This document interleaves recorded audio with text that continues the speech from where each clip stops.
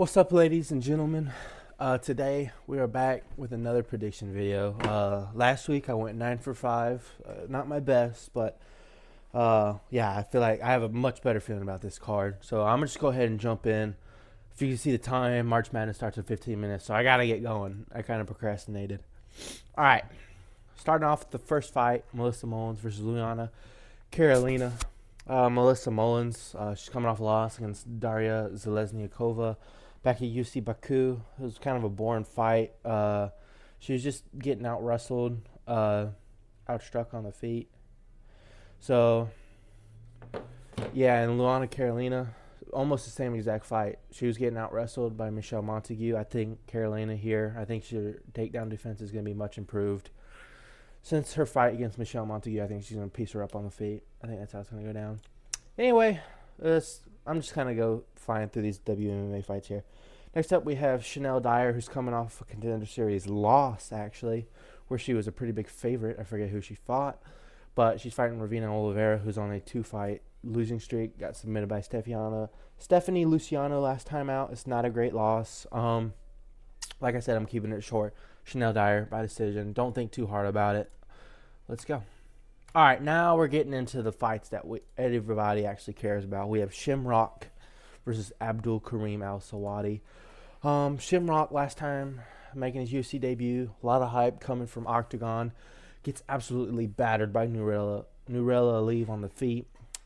Yeah, his striking defense looked terrible. Dude was getting pieced up, and I think that's going to be a problem against a guy like Abdul Karim Al Sawadi, who, I don't rate him too highly, but he's definitely a competent enough fighter to beat Shamrock. That's why we're actually going to go with Abdul Karim Al Sawadi in this fight here. I could see Shamrock getting it done, but I don't know. I just don't trust him enough. Anyway, move on to the next fight. Now, this one is actually going to be shocking to most people who I'm going to pick. Well, not who I pick, but how I pick them by. Louis Sutherland's coming off the first round heel hook loss to Walter Walker back at UFC 321. I don't blame him for that loss. He actually had a really good calf kick against Walter Walker. That was the only the fight that was landed by either gentleman. But then he got taken down and just looked like an absolute amateur. Yeah, I mean, Walter Walker's takedown entrance was horrible. It was horrifying how bad it was, and he still got taken down. But that's just kind of heavyweight for you. And Brando Pericic's coming off first round KO victory against Elisha Ellison. I'm keeping these predictions videos short, so I'm sorry. I don't have much time. I think Brando Pericic is going to win by first round submission. I think he's actually going to shoot the takedown, or I think it's going to be a club and sub. I think he's going to hurt him bad on the feet. He's going to wrap up. He's going to look for the finish and get a rear naked choke. That's what I think. Trust me. You got to trust me.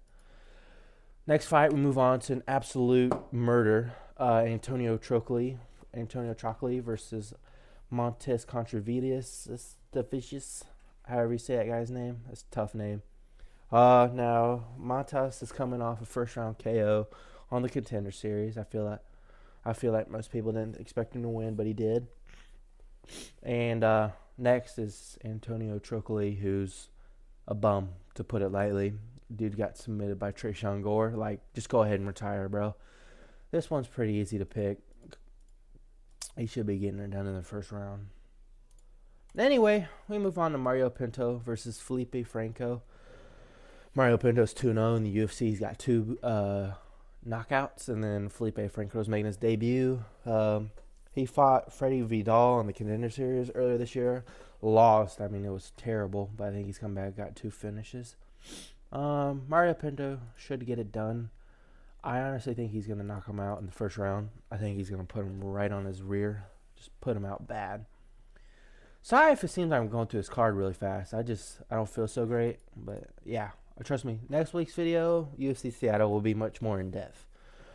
Nathaniel Wood, Lucien Keita. Very interesting fight. I lean Wood just because it feels like the dude can take some shots. Might get knocked down, but always finishes rounds strongly. It's coming off of a win against Jose Delgado that wasn't really a win. It was a very close fight. Everybody kind of agrees, though, that Nathaniel Wood deserved to win. That Jose Delgado deserved to win, sorry, speaking. And then Keita, Obviously was supposed to fight Patricia Pitbull back at UFC Paris, but missed weight. And I no fight. I don't want to fight. That's what Patricia. Uh, I think Losin Kita is actually gonna get it done by decision. I think he's gonna bank in the first 2 rounds, but I think I feel like Wood's gonna finish the 3rd round very strongly, and everybody's gonna be like, oh, it's getting close, Sorry, I'm sick. I don't feel good. Anyway, we move on to the feature prelim. Mason Jones versus Axel Souza. Now, this is going to be a banger. I think this is going to be one fight of the night. Both of these guys absolutely stand and bang. But I think the difference maker in this fight is Mason Jones' ability to get takedowns and mix in the wrestling. I think he's going to get it done by decision. I could see him getting knocked down eventually in the fight, but I could see him just getting right back up, shooting a takedown, putting the dude right on his butt. So I think Mason Jones is going to take Axel Souza. Oh. All right, next fight.